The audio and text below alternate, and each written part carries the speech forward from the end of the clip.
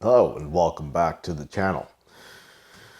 Today we're playing around with water spot removers again, except this time it's the second, or the new version, I guess you could call it. A secret admirer sent this to me and basically said, do your thing.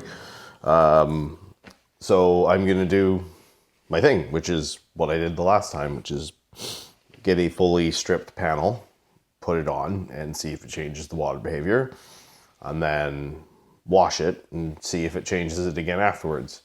The soap being used is the 3D Nano Pail, the same soap I used last time. And I'm going to show you both of these. This is the old one. So you can see how they compare as well. I don't want to say anything yet, but what kind of effect this has versus what kind of effect that has. They are different though. You can see there's different color. It's dripping on me. And different smell. This one is much more acidic-y smelling. This one smells kind of nice. Neither of them foam, which is interesting because my other water spot remover is extremely foamy. It's the Maniac line one, which I will have some footage later after we go through the experiment, I guess you could call it. Because the Sakote and quartzite panel is sort of due-ish, whatever you want to call it.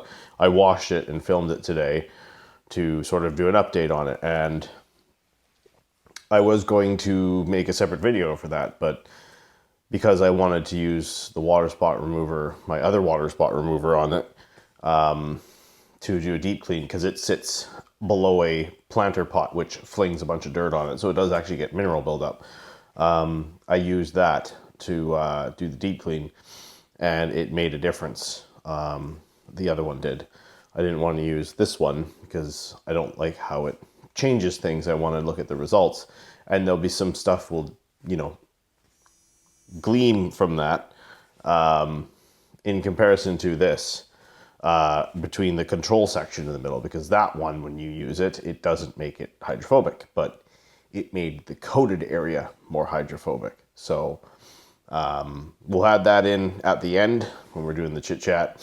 But for now, we'll just get to the wash footage, and I'll put up the text of what's going on, what step it is. There's a little bit of cutting just because I had to walk back and forth a bunch of times and move from side to side, obviously. So basically, it's the van, it's the driver and passenger front doors on the van. They have zero protection. Nothing's been done to them since I've owned that car, except for a clay. So they're washed. You'll see the initial hydrophobics. This is sprayed on, it's rinsed off. And then only on the new side do we rewash. We know what goes on with this. It's in 2 videos already. So the other one, we'll just do the rewash and go from there. And after the wash, we did use the Veritas at 5:1 to strip off any soap residue, just in case, as we did the last time. So it's the same process as we did before, just different doors, different product. So we'll go from there. We'll get into the wash footage, and then we'll cut back to the results and a little touch in with the Sakote panel.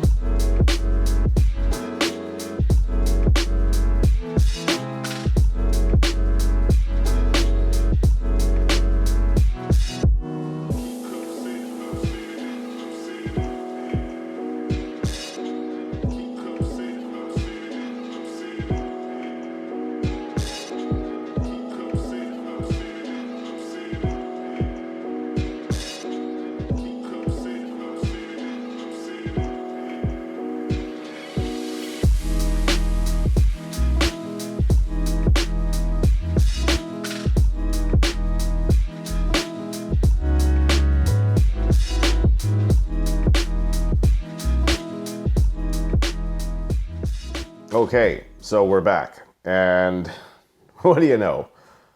It does the same thing. It's a different smell, it's a different liquid, but it has a similar effect. And when I wash it, it stops doing that effect, or it slows it way the heck down. So, yeah, I don't know what to say. Again, one thing I noticed when, especially redoing this again, these are very slick. Like under the towel, they're very slick. So if there's a temporary thing in them, I'm still making this video. But if there's something in them to provide slickness that provides that effect, and it's not supposed to be permanent, it's a temporary thing, cool. But it is slick. When it was done, it was very slick. The car was clayed a couple months ago. The car was clayed essentially when we did the first video. That's the last time I clayed it. So it doesn't get super dirty in its life. Yeah, so but now we'll put the footage up here from the Sakote panel, and you'll see the foaminess all over the panel. That's that Maniac line water spot remover being worked in with just a detail factory brush. And when you rinse it off, you can see that the quartz light side, I'll label it, comes back quite a bit. It was really slow to come back on this last round. I think it's around 10 months. Again, I'll put it on the screen. And the control in the middle doesn't change one bit. It stays dead. There's no resurgence of hydrophobics on it, whereas the actual coatings came back more. So that's very different than what I get with these. And again, my car is wet. There's water on it. I don't have to dry it. I don't get water spots. So these things are basically a non-issue for me. I know they're very important for a whole bunch of other people in other places, but I don't get water spots. My tap water is like sub 10 TDS. And the rainwater is the same. So it's really just not an issue. I kind of just use them as like a catch-all last step insurance thing before going into claying or polishing or whatever the heck it would be, waxing, when I do detail a car on occasion. But I've never really had them around that much. Only one car I've ever dealt with that had really bad water spots. That's because he was off of the reservoir water. He was on in some other supply somewhere, and it was destroying his car. But yeah, I don't know what to say. What I will say is anyone using these products and spraying them on a tired looking coating or a protection product that is slowed down, if they just spray this on, work it in and rinse it off and say it brought it back, they're lying to you. It didn't. They have to wash it and then check it, because they both seem to leave a little bit of something behind. Not a huge issue, but to spray it on, rinse it off and go, it fixed it, is not the case with these. They do leave a little bit of something behind, and if it's a lubricant, it's something for the slickness, whatever, I don't care. But it's a little tricksy. It's a little tricksy, in my opinion. It's like, it's not the end of the world. It's, again, like, they're really nice to use. I like using it. When I did this test, I thought, oh, it's like under the cloth. It's nice. Again, I can't check the results because I don't get water spots, but they're not bad products to use. I understand why people like using them, especially this one. I like the way it smelled. The new one's a little more stingy, but it's very mild. It's just, it smells a little more potent, if anything. And it probably is more potent. It's a new version. But yeah, that one thing that I can't tolerate is that, like, the effect they have and people claiming it's doing something. That's not true. So yeah, nothing against the product, nothing against what it's supposed to do. I just, that one thing is very interesting to me. So yeah, but that's it for this one. See you in the next one.